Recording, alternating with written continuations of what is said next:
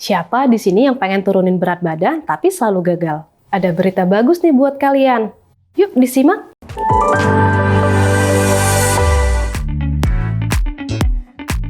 Di era kehidupan saat ini yang serba praktis dan minimalis tentu berpengaruh ke dalam pola hidup setiap orang. Pola hidup yang berantakan membuat kondisi tubuh menjadi tidak terarah. Salah satunya, kenaikan berat badan. Tidak sedikit orang mengeluhkan berat badan yang terus naik padahal sudah mengurangi asupan makanan harian.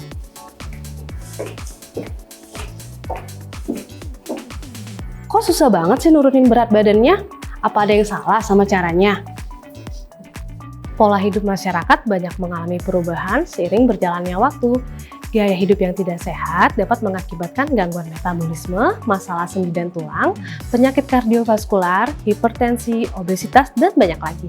Kehidupan saat ini yang serba cepat membuat sebagian besar orang hanya memiliki waktu yang sedikit, bahkan untuk menyiapkan makanan. Hal tersebut yang membuat banyak orang kemudian memilih makanan cepat saji untuk dikonsumsi. Ya, seperti yang kita tahu bahwa mengkonsumsi makanan cepat saji jika dilakukan dalam jangka waktu yang panjang akan membawa pengaruh buruk untuk tubuh. Salah satunya yaitu kenaikan berat badan. Saking padatnya aktivitas sehari-hari, terkadang orang melupakan sarapan loh. Padahal sarapan sangat penting untuk memulai aktivitas. Dengan melewatkan sarapan, membuat tubuh kita menjadi lebih lapar pada siang hari dan akibatnya kita makan lebih banyak. Yang kedua, apabila kita telat makan, itu membuat metabolisme tubuh kita menjadi lambat. Kenaikan berat badan merupakan salah satu tanda bahwa ada yang salah sama pola hidup kita. Lantas, apa yang harus dilakukan? Tentunya menjaga asupan makanan agar berat badan kembali normal dengan diet dan olahraga. Sebaiknya diet disesuaikan dengan kondisi tubuh masing-masing ya.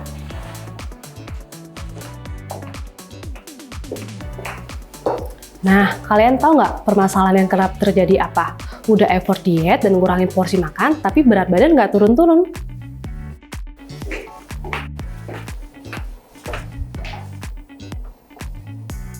Ada beberapa hal yang mungkin masih kalian lakukan secara nggak sadar loh.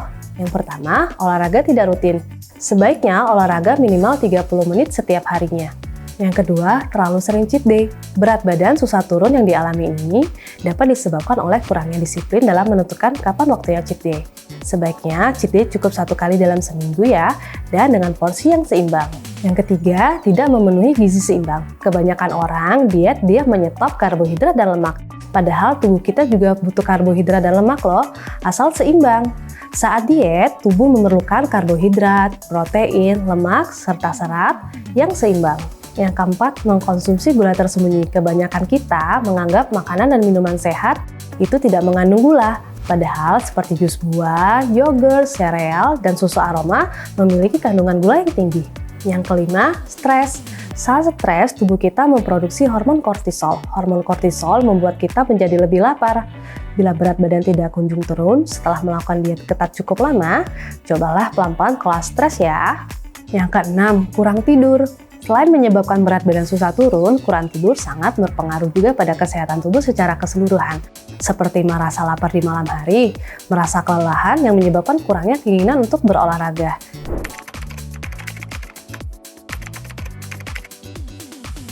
Alih-alih menghindari kenaikan berat badan, tapi ternyata malah bikin berat badan naik. Ternyata ada beberapa mitos soal diet yang bikin orang jadi salah kaprah loh.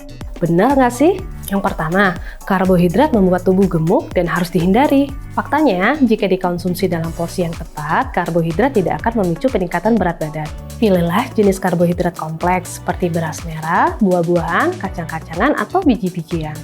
Yang kedua, jangan sarapan supaya berat badan turun.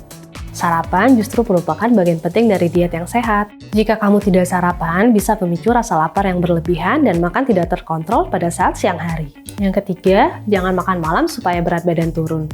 Jika ingin makan malam di malam hari, batasi jumlahnya dan hindari makanan yang tinggi kalori ya.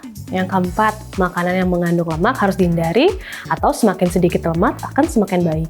Pilihlah makanan yang mengandung lemak sehat seperti alpukat, kacang-kacangan, ikan, dan biji-bijian. Lemak baik dapat memberikan energi serta membantu membangun kembali sel dan menghasilkan hormon yang dibutuhkan. Yang perlu dikurangi adalah lemak jenuh dan trans yang biasa ditemukan dalam makanan seperti margarin, susu skim, jeroan, dan makanan olahan. Yang kelima, olahraga berlebih bisa bikin berat badan cepat turun. Faktanya, penurunan berat badan akan berhasil jika kamu dapat melakukan perubahan sedikit demi sedikit pada gaya hidup yang dijalani dan konsisten. Yang keenam, rasa lapar harus ditahan supaya berat badan turun. Diet dengan menahan lapar justru dapat menyebabkan pertambahan berat badan karena nafsu makan mungkin akan menjadi lebih besar. Yang terakhir, jangan makan camilan supaya berat badan turun. Cemilan di sela-sela waktu makan tetap diperlukan untuk memenuhi kebutuhan energi loh. Pilihlah cemilan sehat dan hindarin cemilan yang tinggi kalori.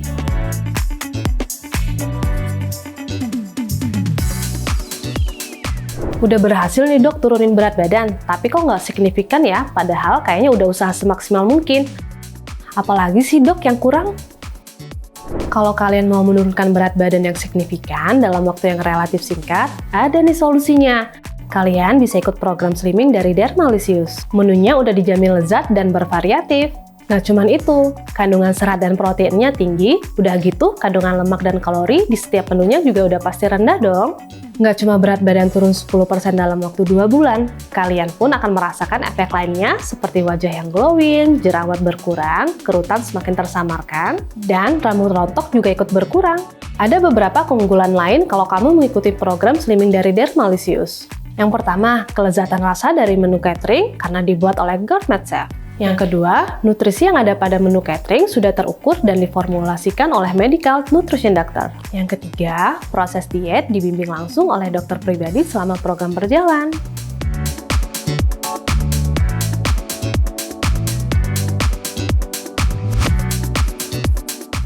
Caranya gimana dok kalau mau ikutan programnya? Kalian bisa langsung melakukan konsultasi dengan dokter dari Dermaster untuk mendapatkan program slimming anti gagal. You are what you eat. Let the expert help you.